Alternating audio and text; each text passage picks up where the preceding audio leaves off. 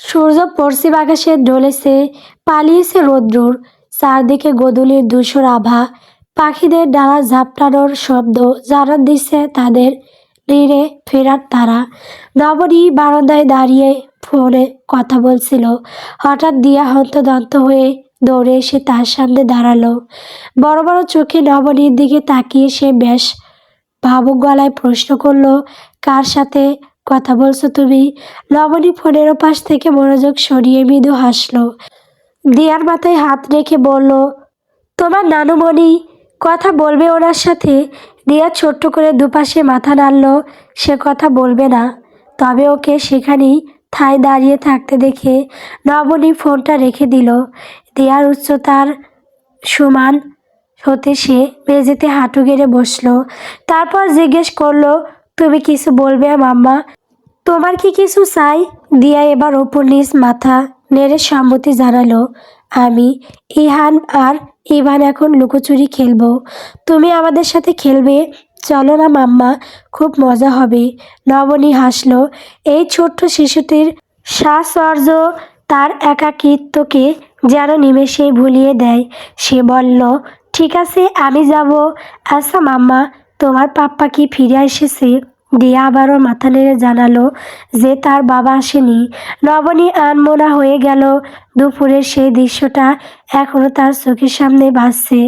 দিব্যর না খেয়ে টেবিলে ছেড়ে উঠে যাওয়ার পেছনে ঠিক কী কারণ থাকতে পারে নবনী এখনো তার উত্তর খুঁজে পাচ্ছে না। তবে সে আর নিজের মনকে ভারাক্রান্ত হতে দিল না। দিয়ার হাত ধরে খেলার উদ্দেশ্যে এগিয়ে গেল। সন্ধ্যার আবছা অন্ধকার ঘন হতেই দিব্য বাড়ি ফিরল। অলেখা কেন দেরি হলো জানতে চাইলে সে সংক্ষিপ্ত উত্তরে জানালো, জরুরি মিটিং ছিল।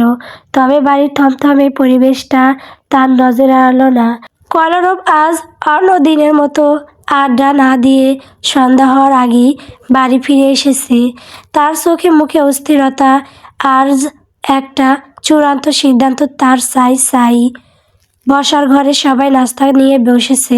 কলরব বারবার চোখের ইশারায় মাকে তাগাদা দিচ্ছে আরশাদ তালুকদারের কাছে প্রস্তাবটা পড়তে। আরশাদ তালুকদার সবার মাঝখানে বসে আছেন ঠিকই, কিন্তু তার মুখের গাম্ভীর্য বেদ করে কথা বলার সাহস কারো হচ্ছে না। শেষমেশ বাড়ির সবাই মিলে আফতাব তালুকদারকে ইশারা করলো। বড় ভাইয়ের সামনে আফতাব তালুকদার সবসময়ই একটু কুঁকড়ে থাকেন, তবুও সবার পিড়িতে গলাটা একেবারে ঝেড়ে নিয়ে অত্যন্ত সাবধানে বললেন, বলছিলাম কি ভাইয়া, কলরবের ব্যাপারটা আমি একটু তুলিয়ে দেখলাম। আমরা শুধু শুধু বিষয়টাকে জটিল করে তুলছি। মনে আছে সেদিন তুমি তো বলছিলে ছেলেটা বড্ড বকে যাচ্ছে, এখন বিয়ে শাদি করিয়ে দিলে যদি একটু লাইনে আসে। আফতাব সাহেবের এমন কথায় কলরব সহ বাকি সবাই বিস্ফোরক চোখে আরশাদ তালুকদারের দিকে তাকালো। তিনি তীক্ষ্ণ দৃষ্টিতে ভাইয়ের দিকে তাকাতেই আফতাব সাহেব এক অস্বস্তিকর হাসি দিলেন। নিজের অজান্তে বড় ভাইয়ের গোপন ইচ্ছার কথা ফাঁস করে দিয়ে মনে মনে বেশ ঘাবড়ে গেছেন তিনি।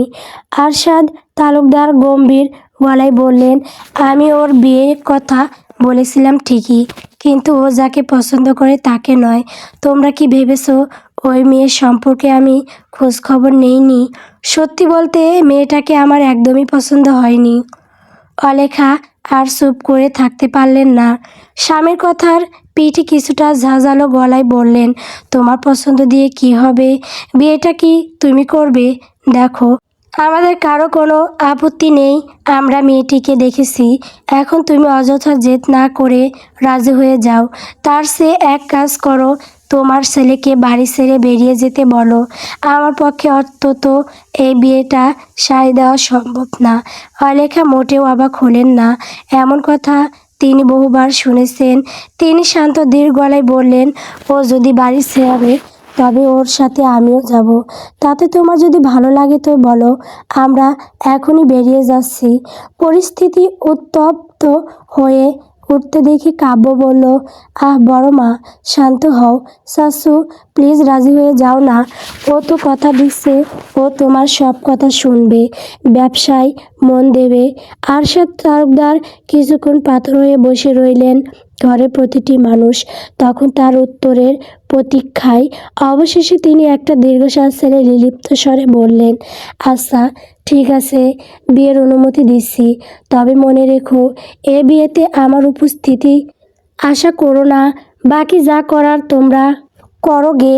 এই বুকটাকে যদি মাথায় তোলার শখ থাকে তবে তোলো। মুহূর্তের মধ্যে পুরো ঘরে যেন আনন্দের জোয়ার বয়ে গেল। মুহূর্তে সেই স্তব্ধতা ভেঙে সবাই হৈ হৈ করে উঠল। কাব্য উচ্ছ্বসিত হয়ে কলরবে পিঠে এক জোরালো চাপড় দিয়ে অভিনন্দন জানালো। সবার চোখে মুখে এখন বিজয়ের হাসি। সেই খুশির আমেজেই রাতের খাবার পূর্ব সারল সবাই। কাল নবনীর বাবার বাড়ি থেকে সবাই আসবে। রাতের নিস্তব্ধতা পুরো বাড়িতে জাঁকিয়ে বসেছে। নবনী ধীর পায়ে ঘরে ফিরল, কিন্তু ঘরের চৌকাঠ পেরোতেই এক গোমট গাম্ভীর্য তাকে ঝাপটে ধরল। দিব্য খাওয়ার পরপরই দিয়াকে নিয়ে ঘরে চলে এসেছিল। নবনী দেখল বিছানার এক কোণে দিয়া অগৌরে ঘুমোচ্ছে, আর সোফায় বসে ল্যাপটপের নীল আলোয় নিমগ্ন হয়ে আছে দিব্য। পরনে তার কালো ট্রাউজার আর টি শার্ট, চোখের চশমা। নবনীর পায়ের শব্দে দিব্য একবার মুখ তুলে তাকালো। নবনী কি বলবে ভেবে পেল না। এক অদ্ভুত আড়ষ্টতা তাকে আষ্টেপৃষ্ঠে বেঁধে ফেলল। তবে তাকে মৌনতা ভাঙতে হলো না। দিব্য নিজেই ল্যাপটপটা পাশে সরিয়ে টেবিল থেকে একটি ছোট মুখমলের বাক্স তুলে নিল। তারপর নবনীর ঠিক সামনে এসে দাঁড়ালো। নিচু স্বরে সে বলল, হাতটা বাড়াও। নবনী বিস্ময়ে পাথর হয়ে রইল। তার চোখের পলক পড়ছে না।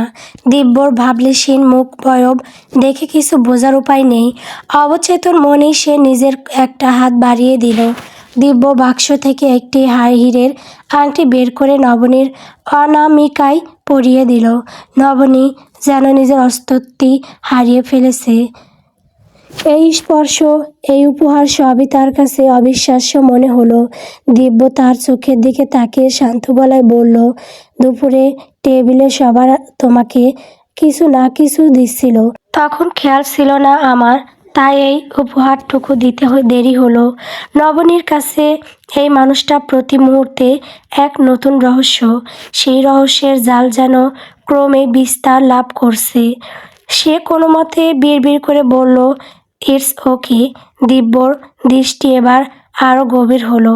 সে বলতে শুরু করলো, দেখো নবনী, আমি তোমাকে অস্বীকার করছি না, আর সারা জীবন কেবল নামের স্ত্রী বানিয়ে রাখার ইচ্ছাও আমার নেই। তোমার নিজের একটা স্বতন্ত্র জীবন আছে, কিন্তু একটা নির্মম সত্য আমরা দুজনেই জানি, তুমি এই বিয়েটা করতে চাওনি। আর আমাকে তুমি কোনোদিনই পছন্দ করো না। এমনটা অবস্থায় আমি যদি তোমার ওপর স্বামীর অধিকার ফলাতে আসি, সেটা কি খুব রুচিসম্মত হবে? তোমার ভালো লাগবে? নবনীর চোখের পাতা ভিজে উঠল মুহূর্তেই। সে দ্রুত দৃষ্টি সরিয়ে নিল। দিব্যর প্রতিটি শব্দ তীরের মতো তার বুক ছিঁড়ে যাচ্ছে। কথাগুলো মোটেও ভুল নয়। দিব্য পুনরায়, আমি তোমার আপুকে ভালোবাসিছিলাম, আর সে তোমাকে অনেক বেশি ভালোবাসতো বলেই তোমার প্রতি আমার এক ধরনের স্নেহ কাজ করে। আমি তোমার জীবনটা নষ্ট হোক তা চাই না। এবার আমায় একটা কথা খুব ভেবেচিন্তে বলো তো নবনী, তুমি আসলে কেন এই বিয়েটা করলে? দিয়ার দোহাই দিও না, কারণ ওটা কোনো জোরালো যুক্তি হতে পারে না। তুমি কি সত্যিই বাকি জীবনটা মিসেস দিব্য তালুকদার হয়ে কাটাতে পারবে? যদি তোমার উত্তর হ্যাঁ হয়, তবে আমি আমার দিক থেকে সম্পর্কের মর্যাদা রাখার সবটুকু চেষ্টা করব। তবে মনে রেখো, এই সিদ্ধান্তের মাঝে যেন দিয়া না থাকে। দিয়া তখনই পূর্ণভাবে তোমার হবে যখন আমি আর তুমি একে অপরের হতে পারবো। নবনীর মনে হলো চারপাশের দেওয়ালগুলো যেন তার দিকে এগিয়ে আসছে। দিব্য তাকে এক কঠিন শর্তের মুখোমুখি দাঁড় করিয়ে দিয়েছে। যেখানে দিয়ার প্রতি ভালোবাসা আর নিজের ভবিষ্যৎ। নবনীর বুকের ভেতরটা এক নিদারুণ হাহাকারে ভরে উঠল। সামনে দাঁড়িয়ে থাকা এই মানুষটাকে সে ভালোবাসে না, এটাই চরম সত্য। তার হৃদয়ের গহীনে এখনও অন্য একজনের অস্তিত্ব অমলিন হয়ে আছে। অসীমের দেওয়া আঘাত আর জেদের বশবর্তী হয়েই সে এই অসম বিয়ের পিড়িতে বসেছিল। তখন একবারও ভাবিনি তার অনাগত ভবিষ্যৎ কতটা কণ্টকাকীর্ণ হতে পারে। কিন্তু দিব্যর স্পষ্ট বাদিতা আজ তাকে আয়নার সামনে দাঁড় করিয়ে দিয়েছে। সত্যি তো, তার পুরো জীবনটাই তো সামনে পড়ে আছে, কিন্তু যার জন্য সে জীবন সাজাতে চেয়েছিল তাকে যখন পাওয়া হবে না, তখন অন্য কোনো স্বপ্নে বিভোর হয়ে লাভ কী? নবনী দৃষ্টি স্থির করে ধরা গলায় বলল, আমার এই সম্পর্কে থাকতে কোনো সমস্যা নেই। দিব্য বোধহয় এত দ্রুত এমন সরাসরি উত্তর আশা করেনি। সে খানিকটা অবাক হয়ে ভ্রু কুঁচকে জিজ্ঞেস করলো, ভেবে বলছো তো? নবনী ধীর স্থিরভাবে মাথা নাড়ল, তারপর অনেকটা সময় নিয়ে যোগ করলো, হ্যাঁ, তবে এটা সত্যি যে আমার কিছু সময় চাই। সব কিছু মেনে নেওয়া আমার জন্য খুব একটা সহজ নয়। দিব্য বলল, সময় আমারও প্রয়োজন নবনী, শুধু তোমার নয়, শর্ত আমার দিক থেকেও আছে। সত্যি বলতে আমি নিজেও মানসিকভাবে এই সম্পর্কের জন্য প্রস্তুত নই। হাসপাতালে আব্বুর সেই ভয়াবহ দুর্ঘটনার পর যখন তিনি জীবন মৃত্যুর সন্ধিক্ষণে দাঁড়িয়ে, তখন ওনাকে কথা দিয়েছিলাম যে আমি বিয়ে করব। তাই বাড়ির সবাই যখন তোমার কথা তুলল, আমার মনে হয়েছিল দিয়ার জন্য বাইরের কোনো অচেনা মানুষের চেয়ে তুমি অন্তত অনেক ভালো হবে। আমি চেষ্টা করব তোমার প্রতি আমার অনুভূতিগুলো গড়ে তুলতে, আর সেই সময়টুকু তোমাকে দিতে হবে। কিন্তু যদি দীর্ঘ সময় পার হওয়ার পরও আমি ব্যর্থ হই, যদি তোমাকে মন থেকে মেনে নিতে না পারি, তবে কথা দিচ্ছি আমি নিজে তোমাকে এই গ্লানিময় সম্পর্ক থেকে মুক্তি দেব। তোমাকে কোনো জোর করে আটকে রাখা হবে না, আর তোমার ভবিষ্যৎ সুন্দর করার দায়িত্ব আমার থাকবে। নবনী কথার পিঠে বলার জন্য কিছু খুঁজে পেল না। তার কেন যেন ভীষণ কান্না পাচ্ছে। মনে হচ্ছে সে কোনো গোলক ধাঁধায় আটকে গেছে, যার পারতে পারতে সে শুধু যন্ত্রণায় পাচ্ছে। দিব্য পুনরায় সোফায় গিয়ে বসলো, ল্যাপটপ তুলে নিয়ে কাজে মন দিল। নবনীকে ঠায় দাঁড়িয়ে থাকতে দেখে বলল, তুমি দাঁড়িয়ে আছো কেন? লাইট অফ করে শুয়ে পড়ো। ও হ্যাঁ।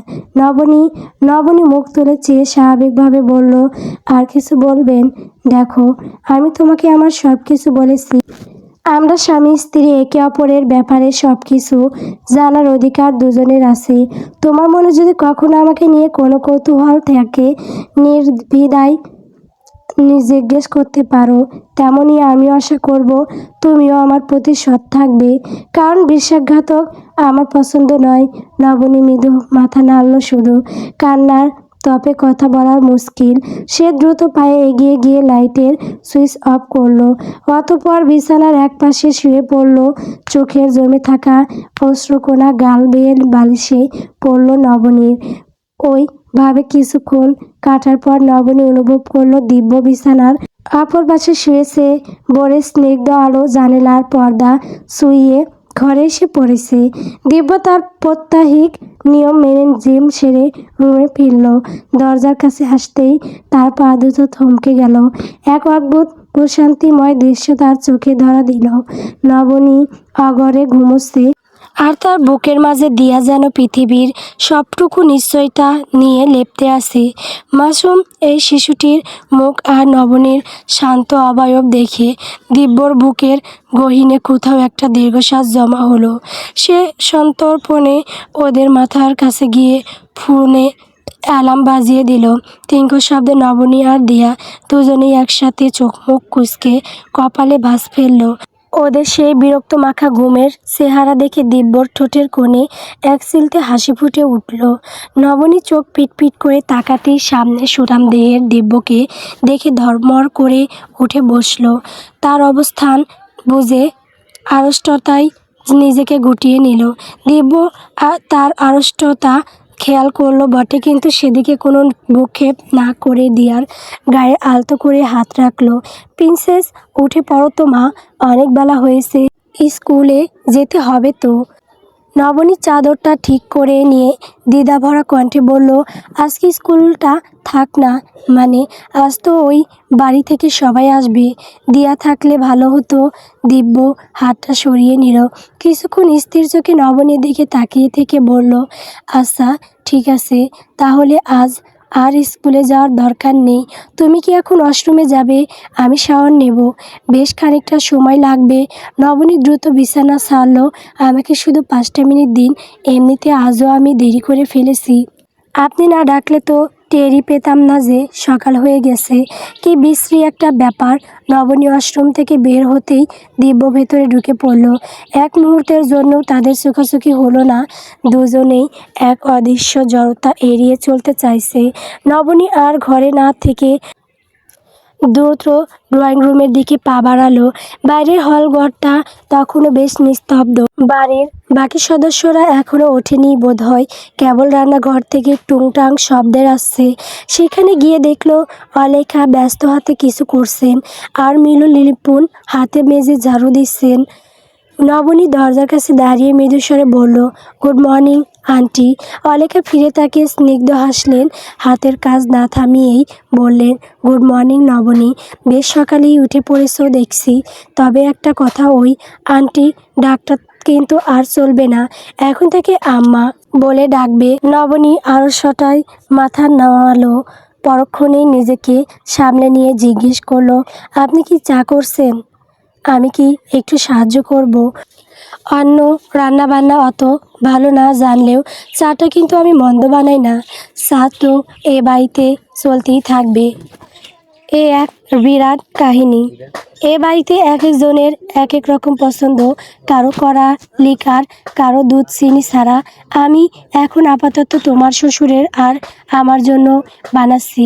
তুমি বরং এক কাজ করো, দিব্যর জন্য 1 কাপ কফি করে ওর ঘরে নিয়ে যাও। ও সকালে কফি ছাড়া কিছুই বোঝে না। নবনী মৃদু স্বরে আচ্ছা বলে কফি বানাতে মন দিল। মনে মনে সে এক অদ্ভুত দোটানায় পড়ল। তার কফির কাপে চিনির পরিমাণটা ঠিক কতটা হলে সে খুশি হবে। অলেখা চলে গেছেন ততক্ষণে। নবনীর দ্বিধাগ্রস্ত মুখ দেখে মিলু জিজ্ঞেস করলো, কোনো সমস্যা ভাবি? নবনী একটু ইতস্ত করে বলল, আচ্ছা তোমার ভাইয়া কফিতে কতটা চিনি খান? মানে চিনির পরিমাণটা ঠিক কেমন হতে হবে? মিনু উত্তর দিল, উনি তো চিনিই খান না, আপনি কোনো রকম চিনি ছাড়াই নিয়ে যান। নিশ্চিন্তে কথাটা শুনে নবনী মনে মনে বেশ অবাক হলো। চিনি ছাড়া কফি? সে জানে অনেকেই স্বাস্থ্য সচেতনতার জন্য চিনি এড়িয়ে চলে, কিন্তু নবনীর কাছে এই বিষয়টাই কেমন যেন বিস্বাদ লাগে। চিনি ছাড়া কফি বা চা দুটোই যেন তার কাছে এক অদ্ভুত কসকস অনুভূতির নাম। ভাবল, মানুষটা যেমন কাঠখোট্টা, তার কফিটাও বুঝি তেমনই বিস্বাদ হওয়া স্বাভাবিক। নিজের এই কিমাকার ভাবনায় নিজে একটু বিরক্ত হলো নবনী। কফির কাপ হাতে নবনী ঘরে ঢুকে দেখলো দিব্য এখনো বেরোয়নি। সে নিঃশব্দে এগিয়ে গিয়ে কফিটা সোফার সামনে টি টেবিলে রাখলো। বিছানার দিকে তাকাতেই দেখলো দিয়ার চোখের পাতা মৃদু কাঁপছে। নবনী চট করে বুঝে নিল খুদে রাজকন্যা অনেক আগে ঘুমের দেশ থেকে ফিরে এসেছে। সে পা টিপে টিপে বিছানার পাশে গিয়ে নিচু স্বরে ডাকলো, দিয়া তুমি কি জেগে আছো? দিয়া শোনা। দিয়া কোনো সারা শব্দ দিল না। নিস্পন্দন হয়ে পড়ে থেকে ঘুমের অভিনয় চালিয়ে যেতে লাগলো। নবনীর ঠোঁটের কোণে এক সিলতে প্রশ্রয়ের হাসি ফুটে উঠল। সে অতর্কিতে দেয়ার পেটে সুরসুরি দিতেই মেয়েটা আর নিজেকে সামলাতে পারল না। খিলখিল করে হেসে কুতিপাতিক হয়ে জড়িয়ে ধরল নবনীকে। নবনী হাসতে হাসতে বলল, আমি জানতাম তুমি জেগে আসো। মাম্মার সাথে বুঝি খুব ড্রামা করা হচ্ছিল? না। দিয়া হাসতে হাসতেই বলল, মাম্মা স্টপ বলেই সে পাল্টা নবনীকে সুরসুরি দিতে শুরু করলো। ঠিক সেই মুহূর্তে ওয়াশরুম থেকে বেরিয়ে এলো দিব্য। দরজার চৌকাঠে দাঁড়িয়ে সে থমকে গেল। মা মেয়ের এই অনাবিল খুনসুটি আর হাসির কলরবে তার গোমট ঘরটা যেন আজ হুট করে রঙিন হয়ে উঠেছে। এক অদ্ভুত শান্তিময় সুখের আবেশ তার ভেতরটাই ভরে যাচ্ছে। দিব্য মনে মনে খুব করে চাইল নবনী যেন কখনো অবনী না হয়ে ওঠে, কিন্তু পরক্ষণে নিজের এই অবাধ্য ভাবনায় নিজের বিরক্ত হলো সে। অবনীকে তো সে ঘৃণা করতে শিখেছে, তাকে ভুলে যাওয়াই ভালো। যে পরিস্থিতির মধ্য দিয়ে সে গেছে তাতে ঘৃণাটুকুই কেবল তার প্রাপ্য। ভাবনাচ্ছন্ন দিব্যর দিকে চোখ পড়তে নবনীর হাসির দমক নিমেষে উধাও হয়ে গেল। দৃশ্যটা দেখা মাত্র সে বিমূঢ় হয়ে পড়ল। দিব্যর পরনে কেবল একটি ট্রাউজার, গলায় ঝোলানো তোয়ালে, উন্মুক্ত ওরদার অঙ্গের সুগঠিত পেশি আর সুতাম শরীরের প্রতিটি রেখা পুরুষের প্রখরতা নিয়ে দৃশ্যমান। এমন এক আকস্মিক পরিস্থিতিতে অপ্রস্তুত নবনী তীব্র লজ্জায় কুঁকড়ে গেল। দিব্য মাত্রই শাওয়ার নিয়ে বেরিয়েছে। তার সুঠাম সুগঠিত দেহের উন্মুক্ত উপরিভাগ থেকে এখনো জলের কণা চুইয়ে পড়ছে। প্রশস্ত কাদার মেদহীন পেটের পেশিগুলো পেশিবহুল দৃশ্যমান। ভেজা চুল। নবনীর সচরাচর এমন দৃশ্য দেখে অভ্যস্ত নয়। তীব্র এক লজ্জার ঢেউ তার সারা শরীরে ছড়িয়ে পড়ল। গুণ্ডদেশ রক্তিম ভাব হয়ে উঠল। নবনী চোখের পলকে দৃষ্টি সরিয়ে নিল। তার হৃৎপিণ্ড তখন যেন ড্রাম বাজাচ্ছে। নিজেকে একটু সহজ করতে সে দিয়ার দিকে ঝুঁকে পড়ে জিজ্ঞেস করলো, তুমি তো জেগেই ছিলে, তবে ওভাবে ঘুমের ভান করে অভিনয় করছিলে কেন?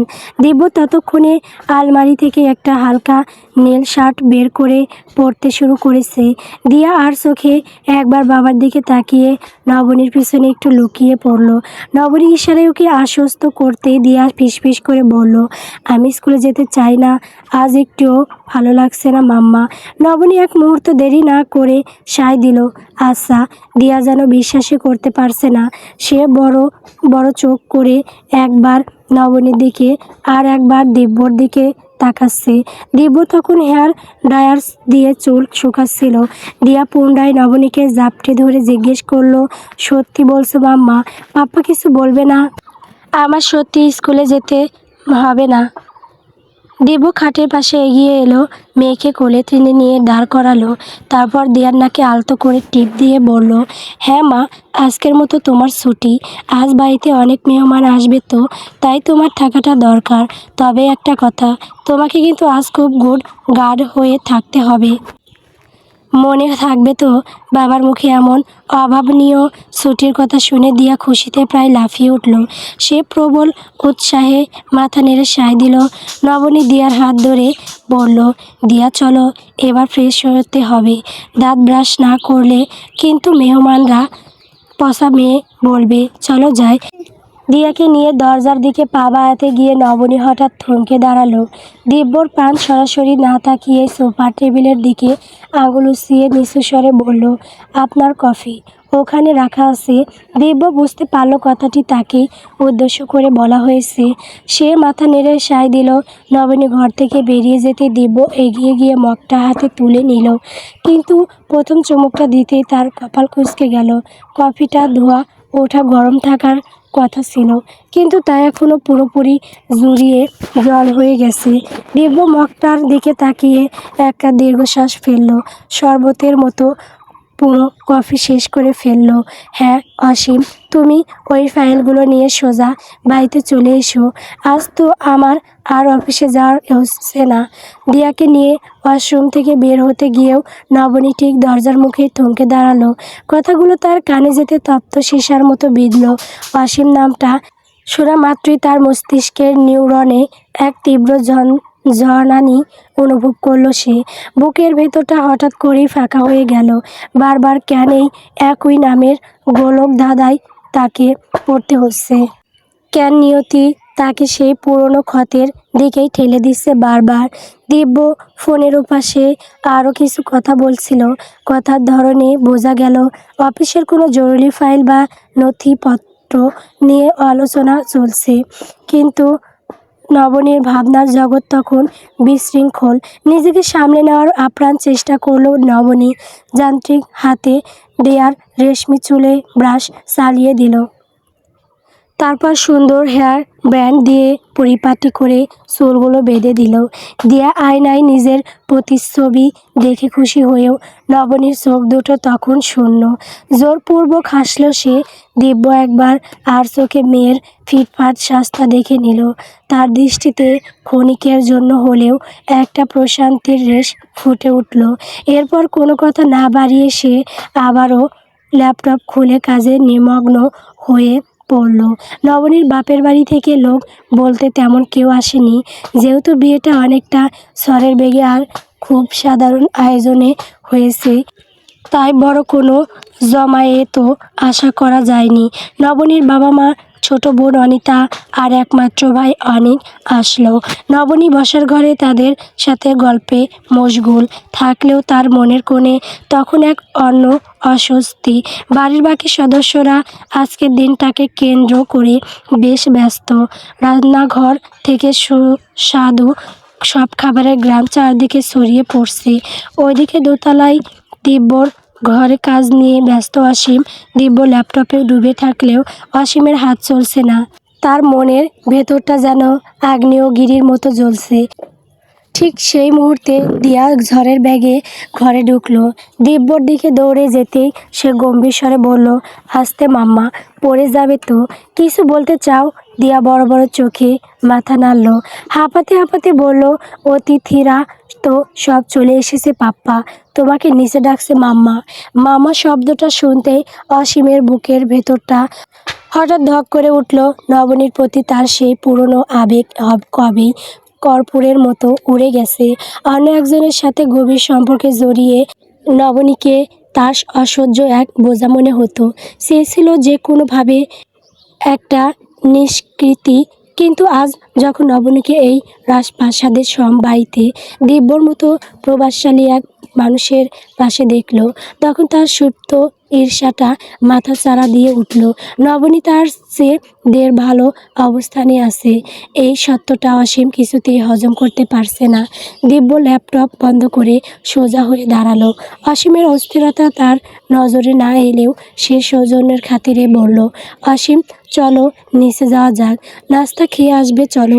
অসীম নিজেকে সামলে নিয়ে এক কৃত্রিম হাসি দিয়ে বলল, না স্যার, আমি বাড়ি থেকে খেয়ে এসেছি, আপনি বরং যান, আমি এখানে বসে বাকি কাজগুলো গুছিয়ে নিচ্ছি। দিব্য আর কথা বাড়ালো না। দিয়ার ছোট হাতটা মুঠোয় নিয়ে ধীর পায়ে নিচে নেমে এলো বসার ঘর থেকে। তখন হাসির আওয়াজ ভেসে আসছে। নবনীর পরিবারের সাথে তালুকদার বাড়ির বাকিরা যেন মিশে গেছে। দিব্যর আগমনে ঘরের গঞ্জন কিছুটা স্মিত হলো। সে খুব মার্জিত ভঙ্গিতে এগিয়ে গেল নবনীর বাবার দিকে। নিঃস্বরে জিজ্ঞেস করলো, কেমন আছেন আব্বু? আপনার শরীর এখন ঠিক আছে তো? মনিরুল সাহেবের মুখে এক টুকরো তৃপ্তির হাসি ফুটে উঠল। অভাবের সাথে তার নিত্যদিনের লড়াই, কিন্তু দিব্যর বদান্যতায় সেই যুদ্ধের তীব্রতা এখন অনেকটাই কম। দিব্য তাকে কখনো অভাবী শ্বশুর হিসেবে দেখেনি, বরং নিজের বাবার মতোই সম্মান দিয়েছে। বৃদ্ধের বুকটা কৃতজ্ঞতায় ভরে ওঠে, তবে সেই সাথে এক ধরনের কুণ্ঠাও কাজে করে। তিনি ধীর স্বরে বললেন, এই তো আব্বু, আল্লাহ আলহামদুলিল্লাহ ভালো রেখেছেন। এসো বসো। দেব সহজভাবেই পাশে দাঁড়িয়ে নবনীর মায়ের দিকে তাকিয়ে বলল, আম্মু আপনি ভালো আছেন তো? আর তোমরা দুজন অনিতা কেমন আছো? আনিকা বেগম মৃদু হেসে আশ্বস্ত করলেন যে তিনি ভালো আছেন। অনিক আর অনিতাও মাথা নেড়ে তাদের কুশল জানালো। দিব্য চারপাশটা একবার দেখে নিল, কিন্তু নবনীকে বসার ঘরে দেখতে পেল না। সে আন্দাজ করলো নবনী বোধহয় রান্নাঘরেই আছে। তার অবশ্য আচমকাই অসীমের কথা স্মরণে এলো। ছেলেটা সকাল সকাল এসেছে, তাকে কোনো নাস্তা তো দূর, এক কাপ কফিও দেওয়া হয়নি। অন্তত এক কাপ কফি তো দেওয়া উচিত। দিব্য সপ্রভিত গলায় বলল, আপনারা একটু বসুন, আমি এক্ষুনি আসছি। আমার একজন অ্যাসিস্ট্যান্ট ওপরের ঘরে কাজ করছে, ওর জন্য কিছু নাস্তা পাঠাতে হবে। আমি বলে এসেই আপনাদের সাথে জয়েন করছি। আনিকা বেগম স্নেহের সুরে বললেন, ঠিক আছে বাবা, তুমি যাও। রান্নাঘরে তখন ব্যস্ততার তুঙ্গে। তালুকদার বাড়ির নিয়মটাই এমন, বাইরে যত কাজের লোক দিয়ে করানো হোক না কেন, হাড়ের খবর আর রান্নার দায়িত্বটা বাড়ির মেয়েরাই নিজেদের হাতে রাখেন। অলেখা রান্নায় ব্যস্ত, মাজহা নিপুণ হাতে তরকারি কাটছেন, মিলু আর মনিতাও তাদের হাতে হাত মেলাচ্ছে। নবনীকে তারা আজ জোর করেই বসার ঘরে পাঠিয়েছিলেন যাতে সে বাবা মাকে সময় দিতে পারে, কিন্তু নবনী মাত্রই রান্নাঘরে এসে দাঁড়িয়েছিল কিছু সাহায্য করার জন্য। এমন সময় দিব্যকে আচমকা রান্নাঘরের চৌকাঠে দেখে সবাই অবাক হয়ে গেল। অলেখা খুন্তি হাতে নিয়ে ফিরে তাকিয়ে জিজ্ঞেস করলেন, কি রে দিব্য, কিছু দরকার তোর? দিব্যর দৃষ্টি একবার নবনীর ওপর দিয়ে ঘুরে গেল। নবনীও উৎসুক চোখে তার দিকে তাকিয়ে আছে। পুরো রান্নাঘরে এক অদ্ভুত নিস্তব্ধতা নেমে এলো। দিব্য শান্ত গলায় বলল, হ্যাঁ জানোই তো, অসীম এসেছে, জরুরি কিছু কাজ আছে বলে ওকে আসতে বলেছি। ও আমার ঘরেই আছে, ওর জন্য কিছু নাস্তা আর কফি পাঠিয়ে দিও কেউ। কথাটা শেষ করেই উত্তরের অপেক্ষা না করে সে বেরিয়ে গেল। নবনী পাথরের মতো দাঁড়িয়ে রইল। অসীম নামটা তার কানে বারবার প্রতিধ্বনিত হচ্ছে, অথচ এই বাড়ির কেউ জানে না যে মানুষটির জন্য আজ নাস্তা সাজানো হচ্ছে। এক সময় তার সাথে নবনীর জীবনের রঙিন স্বপ্নগুলো সাজানো হয়েছিল। ঠিক সেই মুহূর্তে হন্তদন্ত হয়ে ভেতরে ঢুকলো ইহান। তার চোখ মুখ লাল, টলমল করছে অশ্রু। মাজহা আতকে উঠে বললেন, কি করছো দাদু ভাই, এভাবে পাগলের মতো ছুটছো কেন? কোনো চোট লেগেছে? মনিতা কাজ ফেলে ছেলেকে দুহাতে ধরে তার করালো। ইহান আর সামলাতে পারল না, ফোপানি ছেড়ে কেঁদে দিল। মনিতা অবাক হয়ে জিজ্ঞেস করলো, কি ব্যাপার, কাঁদছো কেন আবার? কার সাথে ঝগড়া করেছো? ইহান কান্নায় ভেঙে পড়া গলায় অভিযোগের সুরে বলল, তুমি এখনই চলো মাম্মা, ইভান আমাকে অনেক অকারণেই মেরেছে। আর পাপ্পা, সে তো ইভানের পক্ষ নিয়ে উল্টো আমাকেই ধমক দিয়েছে।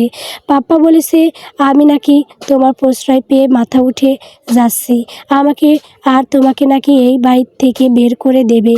অলেখা আর মাজহা একে অপরের দিকে বিস্ফোরক দৃষ্টিতে তাকালেন। মনিতা রাগে ফুঁসতে শুরু করলো। তার নিজের আত্মসম্মানে যেন কেউ বিষাক্ত তীর ছুঁড়েছে। সে দাঁতে দাঁত চেপে বলল, তোর পাপ্পা সত্যি এমন কথা বলেছে?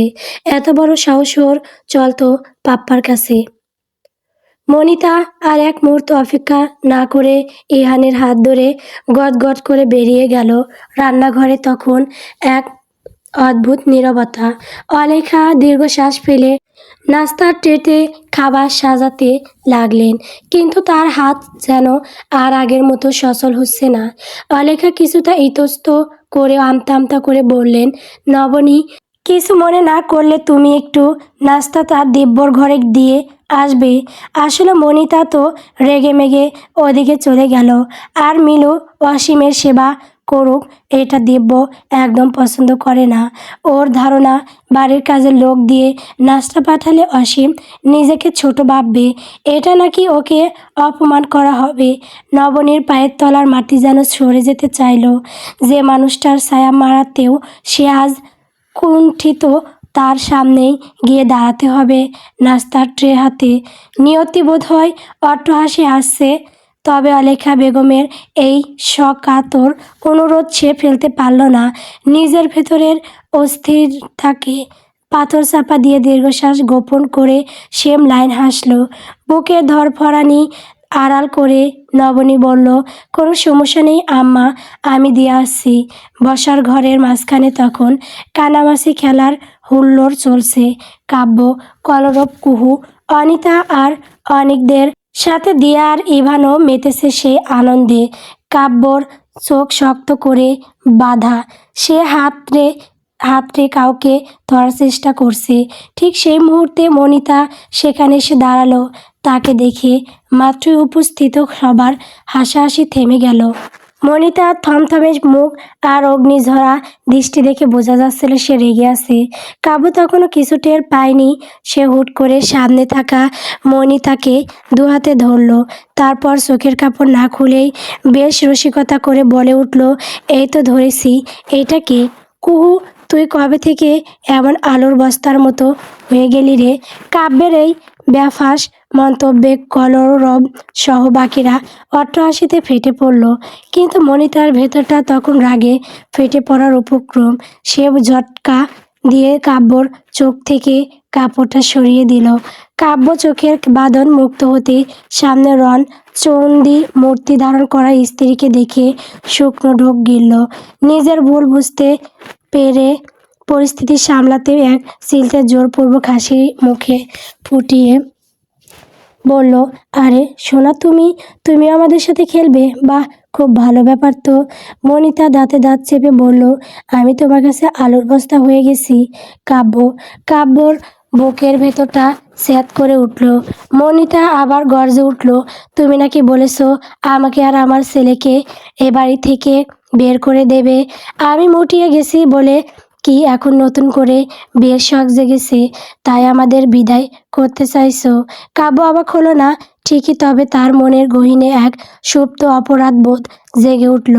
মা হওয়ার পর মনিতার সেই ছিপছিপে গড়নটা বদলে গেছে, শরীরের মেদ জমেছে কিছুটা, এটা সত্য। কিন্তু তাই বলে সে অন্য কাউকে বিয়ে করবে বা মনিতাকে তাড়িয়ে দেবে, এটা তো সে কল্পনাতেও ভাবেনি কখনো। মেহমানদের সামনে এমন অপ্রস্তুত পরিস্থিতিতে পড়ে কাব্যের মেজাজও বিগড়ে গেল। সে নিজেকে যথাসম্ভব শান্ত রেখে বলল, দেখো মনিতা, বাড়িতে অতিথি আছে, এই সময় এমন আজেবাজে কথা কেন বলছো? আর আমি ঠিক কখন তোমাকে বাড়ি থেকে বেরিয়ে যেতে বলবে কি? মনিতা আর কোনো তর্কে গেল না। তার দু চোখ অশ্রুতে টলমল করে উঠল। সে শুধু চিবিয়ে চিবিয়ে বলল, ঠিক আছে, অনেক হয়েছে। কাল সকালেই আমি বাপের বাড়ি চলে যাচ্ছি। তুমি তখন যা খুশি করতে পারো, আমাকেও আর দেখতে হবে না তোমায়। কথাটা বলেই মনিতা গটগট করে সিঁড়ির দিকে এগিয়ে গেল। কাব্যকে সাফাই গাওয়ার বিন্দুমাত্র সুযোগ দিল না। কাব্য অসহায়ভাবে দাঁড়িয়ে একটা দীর্ঘশ্বাস ফেলল।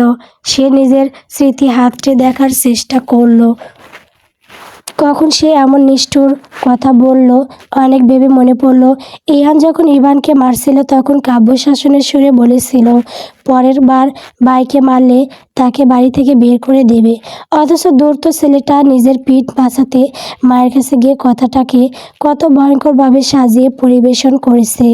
ইহানের দিকে তাকাতেই দেখল ছেলেটা অপরাধীর মতো মুখ করে দৌড়ে পালাচ্ছে। ওদিকে কলরব হো হো করে হাসছে। কাব্য বিরক্তি হয়ে বলল, হাস, যত খুশি হাস, এ হচ্ছে বিবাহিত জীবন। কদিন পর যখন নিজে এক ফাঁদে পা দিবি, তখন হাড়ে হাড় টের পাবি। তখন আমিও বসে বসে তোর দশা দেখব আর হাসব। কলরব দম্ভের সাথে বুক ফুলিয়ে বলল, আরে রাগ তোর ভয় দেখানো। আমি কি তোর মতো বইয়ের ভয়ে কাঁপাকাঁপি করার লোক নাকি? আমার হবু বউ তো আমাকে জান ছাড়া সম্বোধনই করে না, সে হবে একদম লক্ষ্মী বউ। কাব্য একটা বাঁকা হাসি দিয়ে বলল, জান, তাই না? ঠিক আছে, দেখা যাবে। আমি আজ তোকে একটা ভবিষ্যৎবাণী করে গেলাম। তোর বউ তোকে শুধু মুখে বলবে তা নয়, উঠতে বসতে চড় থাপ্পড়ও দেবে। কথাটা মিলিয়ে নিস। কলরব তবুও দাঁত কেলিয়ে হাসতে লাগলো, যেন এমনটা হওয়ার অসম্ভব। কিন্তু কাব্য আর কথা বাড়ালো না। খেলা ফেলে সে দ্রুত মনিতার পিছু ছুটল। মনিতা এমনিতেই অভিমানী মেয়ে, একবার রাগলে তাকে মানানো সাধ্যের অতীত। বুকের ভেতরটা তপ্ত বালুর মতো খাখা করছিল নবনীর। তবু বাইরের আবরণে এক কঠিন শীতলতা নিয়ে সে দিব্যর ঘরে পা রাখল।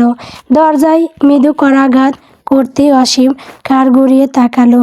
নবনীকে দেখা মাত্রই তার চোখের দৃষ্টি বদলে গেল।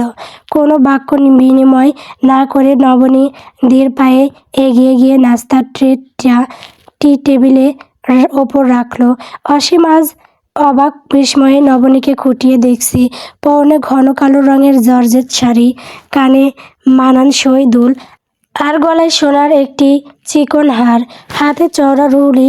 কিন্তু সবচেয়ে বেশি যেটা অসীমের চোখ বাঁধিয়ে দিল তা হলো নবনীর অনামিকায় থাকা সেই হীরের আংটি। অসীম খুব ভালো করেই জানে আংটিটার দাম, কারণ দিব্য তাকে সাথে নিয়ে এটি চড়া দামে কিনেছিল। অসীম সারা জীবন হাড় ভাঙা খাটুনি দিলেও নবনীকে এমন একটা রিং দেওয়ার বিলাসিতা করতে পারতো না। আভিজাত্যের এই প্রলেপে নবনীকে আজ ঠিক সেই প্রথম দিনের মতো মহাময়ী লাগছে। নবনী কাজ শেষ করে চলে যেতে উদ্যত হতেই অসীম ডেকে উঠল অনি। নিজের ডাক নামটা কানে আসতেই নবনীর পা দুটো যেন মেঝেতে গেঁথে গেল। বুকের অলিন্দে এক অসহ্য মোচড় অনুভূত হলো তার। তবে সে দুর্বল হলো না, বরং ইস্পাতের মতো কঠিন স্বরে সংশোধন করে দিল। নবনী অসীম বসা থেকে উঠে দাঁড়ালো। দ্রুত পায়ে নবনীর সামনে এসে মুখোমুখি দাঁড়াতেই নবনী ঘৃণা ভরে মুখ ফিরিয়ে নিল।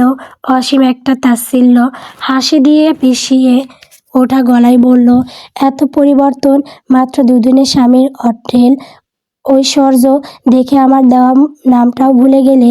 অনি থেকে এক লাফে নবনী হয়ে গেলে? বাহ, এই নাকি তোমার ভালোবাসা? এই না বলতে আমায় সারা বাঁচবে না? নবনীর চোখের কোল মুহূর্তে চলমল করে উঠল। অসীমের সাথে থাকাকালীন নিজের নামের এই সংক্ষিপ্ত রূপটি ছিল তার সবচেয়ে প্রিয় সম্বোধন। অসীমের সাথে মিলিয়ে অসীম নামটা দিয়েছিল, কিন্তু আজ সেই নামই সবচেয়ে বড় বিদ্রূপ হয়ে ফিরে এলো। নবনী অশ্রুসিক্ত নয়নে সরাসরি অসীমের চোখে চাইল। ঠোঁটের কোণে এক টুকরো হাসি ঝুলিয়ে ধীর গলায় বলল, আমি কি তোমায় বলিনি অসীম? তুমি প্রস্তাবে? হ্যাঁ, আমি তোমার বিরহে নির্ঘাত মরে যেতাম যদি জানতাম মৃত্যুর আগ পর্যন্ত তুমি কেবল আমারই ছিলে। কিন্তু তুমি তো নিজ হাতে আমাকে অন্ধকার গহ্বরে ধাক্কা দিয়ে ফেলে দিয়েছো। এখন কেউ যদি এসে আমাকে সেই জাহান্নাম থেকে উদ্ধার করে, তবে তার হয়ে আমি নতুন করে বাঁচব না কেন? নবনীর এই তীক্ষ্ণ পাল্টা জবাবে অসীমের মুখটা অপমানে কুঁচকে গেল। সে নিচু স্বরে বলল, আসল সত্যিটা হলো নবনী, দিব্য তালুকদারের ওই বিশাল ব্যাংক ব্যালেন্স দেখে তুমি সব ভুলে গেছো। ভাগ্যিস আমি তোমাকে ছেড়েছি। সত্যি ভালোবাসলে এত সহজে অন্য কারো গলায় চুলে পড়তে পারতে না, আমার জন্য অপেক্ষা করতে। নবনী তাচ্ছিল্যের হাসি দিল। সে শান্ত গলায় বলল, মানে তুমি অন্য কাউকে বিয়ে করে সুখে ঘর বাঁধবে, আর আমি তোমার শোকে আত্মহত্যা করব? হাস্যকর ভাবনা তোমার অসীম। এবার পথ ছাড়ো, আমার অনেক কাজ আছে। নবনী পাশ কেটে যেতে নিলেই অসীম অতর্কিত তার বাহু চেপে ধরল। দাঁতে দাঁত চেপে হিসহিস করে বলল, কি করবে শুনি? স্বামীকে বলেছ তোমার বিয়ের আগে প্রেমিকের কথা? সে কি জানে তার প্রিয়তমা স্ত্রী একটু আগেই নিজের প্রাক্তনকে যত্ন করে নাস্তা দিতে এসেছে? নবনী এক ঝটকায় অসীমের হাতটা সরিয়ে দিল। তার চোখে তখন আগুনের ফুলকি। সে কঠিন গলায় বলল, নিজের সীমায় থাকো অসীম। একজন সামান্য অ্যাসিস্ট্যান্টের তার বস এর স্ত্রীর সাথে এমন আচরণ মানায় না। আমি যদি এখন দিব্য তালুকদারকে তোমার এই বিয়াতপির কথা বলি, তবে তোমার পরিণাম কি হবে ভেবে দেখেছো? অসীম বাঁকা হেসে বলল, দিব্য তালুকদারকে তোমার চেয়ে আমি অনেক ভালো চিনি নবনী। আমি তার সম্পর্কে যা যা জানি তা তুমি কল্পনাও করতে পারবে না। তাই আমাকে উস্কে দিও না, তাতে তোমারই ক্ষতি। ঠিক সেই মুহূর্তে ঘরের দরজায় তীব্র ছায়া পড়ল। সে ভেতরে ঢুকে দুজনের মাঝখানের এই থমথমে পরিবেশ দেখে কিছুটা অবাক হলো। বুড়ো কুঁচকে এগিয়ে এসে প্রশ্ন করলো, কি ব্যাপার, কোনো সমস্যা? দিব্যর ভরাট কণ্ঠস্বর কানে আসতেই নবনীর বুকের ভেতরটা ধক করে উঠল। এক অজানা আশঙ্কায় তার হাত পা হিম হয়ে এলো। সে কি উত্তর দেবে ভেবে পাওয়ার আগেই অসীম তার ঠোঁটের কোণে একটা দৌড়তেই হাসি বুলিয়ে ঝুলিয়ে একদম স্বাভাবিক ভঙ্গিতে বলে উঠল, আসলে আপনাকে বলা হয়নি স্যার, নবনী আর আমি কিন্তু পূর্ব পরিচিত, তাই না নবনী? নবনীর মনে হলো তার চারপাশের বাতাস হঠাৎ ভারী হয়ে এসেছে। দিব্যর তীক্ষ্ণ দৃষ্টি এখন নবনীর মুখের ওপর স্থির। সত্য আর মিথ্যার এক ভয়ঙ্কর দোলাচলে দাঁড়িয়ে নবনী বুঝতে পারল তার জীবনের নতুন অধ্যায়টা শুরু হওয়ার আগেই বুঝি তাসের ঘরের মতো ভেঙে পড়তে চলেছে। নবনী এক পলক কঠিন দৃষ্টিতে অসীমের দিকে তাকালো। অসীম যেন এক চরম বিজয়ী। সে অত্যন্ত নির্লজ্জের মতো নবনীকে উদ্দেশ্য করে চোখ টিপল।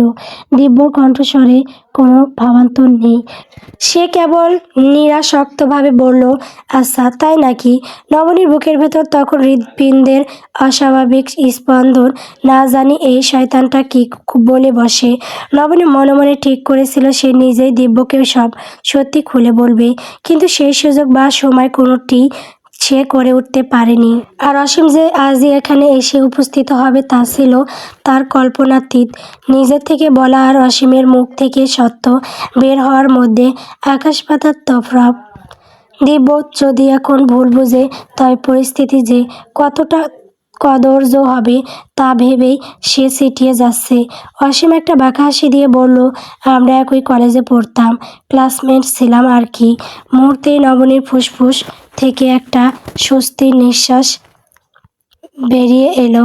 দিব্য কৌতূহলী চোখে নবনীর দিকে তাকালো। নবনী কেবল যান্ত্রিকভাবে মাথা নেড়ে সায় দিল। অসীম আবারও নিজের জায়গায় গিয়ে আয়েশ করে বসল। নবনী আর চোখে দেখল দিব্য স্থির দৃষ্টিতে তার দিকেই তাকিয়ে আছে। নবনী চোখ তুলে তাকাতেই দিব্য খুব দ্রুত চোখ সরিয়ে নিল। তারপর শান্ত গলায় বলল, তোমার গলার চেনটা অলমোস্ট খুলে গেছে, সামলাও এটা। নবনী চমকে উঠে গলায় হাত দিতেই চেনটা আগলা হয়ে তার হাতের তালুতে চলে এলো। সে একটা দীর্ঘশ্বাস ফেলে শাড়ির আঁচলটা কাঁধে তুলে দিল এবং দুহাত উঁচিয়ে চেনটা পুনরায় পরার চেষ্টা করতে লাগলো। কিন্তু পিঠের ওপর ছড়িয়ে থাকা খোলা চুলের অবাধ্যতায় সে কিছুতেই হুকটা লাগাতে পারছিল না। দুহাত উপরে তোলায় তার শাড়ির বাঁধন কিছুটা আগলা হয়ে সুগঠিত ফর্সা উদয় উন্মুক্ত হয়ে পড়ল। দিব্যর চোখ পড়তেই অপ্রস্তুত হলো সে। চোখে মুখে এক ধরনের অস্বস্তি দানা বাঁধল তার। সে একবার আর চোখে সোফায় বসা অসীমের দিকে তাকালো। অসীম সেদিকে পিঠ করে বসা, মনোযোগ দিয়ে কাজ করছে। দিব্য হুট করেই নবনীর হাত থেকে চেনটা নিয়ে নিল। নবনী হতভম্ব হয়ে তার দিকে তাকালেও দিব্যর কাজের ধরন বুঝে উঠতে পারল না। দিব্য এক হাত দিয়ে নবনীর কাঁধে আঁচলটা ঠিক করে নামিয়ে দিয়ে তার ঠিক পেছনে গিয়ে দাঁড়ালো। হঠাৎ এই নৈকট্যে নবনীর আড়সটা সব সীমা ছাড়িয়ে গেল। দিব্য নিজের এক হাত দিয়ে নবনীর ঘাড়ের উপর থেকে চুলগুলো একপাশে সরিয়ে সরিয়ে দিল এবং অত্যন্ত নিপুণতায় চেনটা পরিয়ে দিল। তারপর নিচু স্বরে বলল, যাও, নিচে সবাই তোমার জন্য অপেক্ষা করছে। নবনী যেন এই মুক্তির পর আর তারটুকুই অপেক্ষা ছিল। সে আর এক মুহূর্ত সেখানে না দাঁড়িয়ে দ্রুত পায়ে ঘর থেকে এক প্রকার পালিয়ে গেল। অসীম সোফায় বসেছিল ঠিকই, কিন্তু সামনে থাকা ল্যাপটপের স্বচ্ছ স্ক্রিনে সে দিব্যর প্রতিটি স্পর্শ আর নবনীর আড়সটা স্পষ্ট দেখতে পেল। নিজের এক সময়ের ভালোবাসাকে অন্য কারো এত কাছে দেখে অসীমের বুকের ভেতরটা ঈর্ষার আগুনে দাও দাও করে জ্বলে উঠল। অপমানে আর ক্ষোভে সে ল্যাপটপের কিবোর্ডে নিজের আঙুলগুলো শক্ত করে চেপে ধরল।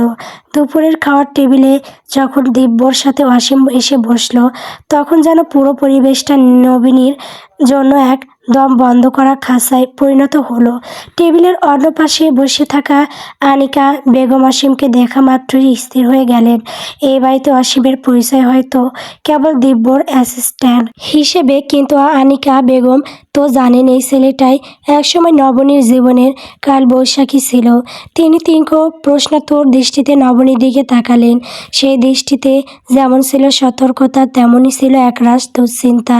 নবনী মায়ের চোখের ভাষা পড়তে পারলেও সচেতনভাবেই দৃষ্টি এড়িয়ে গেল, কারণ এই মুহূর্তে কোনো কৈফিয়ত দেওয়ার মতো মানসিক অবস্থায় সে নেই। খাওয়ার পূর্বে শেষ হতেই নবনীর বাবা মায়ের বিদায়ের সময় হয়ে এলো। ঢাকা থেকে তাদের গন্তব্য বেশ দূরে, তাই দেরি করা সম্ভব নয়। আনিকা বেগম বারবার চেষ্টা করলেন নবনীকে আড়ালে দেখে অসীমের ব্যাপারে কিছু জিজ্ঞেস করতে, কিন্তু বাড়ির লোকজনের ব্যস্ততার কারণে সেই সুযোগ আর মিলল না। বিদায় বেলায় দিব্য খুব মার্জিতভাবে জানালো যে নিয়ম মেনেই কাল সে নবনীকে নিয়ে তাদের বাসায় যাবে। মনিরুল সাহেব আর আনিকা বেগম আশ্বস্ত হয়ে বেরিয়ে গেলেন। তবে যাওয়ার সময় আনিকার চোখে সেই অস্থিরতা নবনীকে বিদ্ধ করে দিয়ে গেল। গল্প এই অবেলা। গল্পটি কেমন হয়েছে কমেন্ট করে বলবেন। পরবর্তী পর্ব পাওয়ার জন্য অবশ্যই আমার চ্যানেলটিকে সাবস্ক্রাইব করবেন। সাবস্ক্রাইব করলে গল্প দেওয়া হবে, তাছাড়া দেওয়া হবে না।